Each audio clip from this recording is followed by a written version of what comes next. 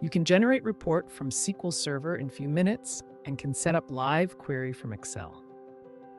You can set up parameters and bind them as dynamic or static. You can customize the data using transformation script. After that, customize the list of columns, formats, and data type.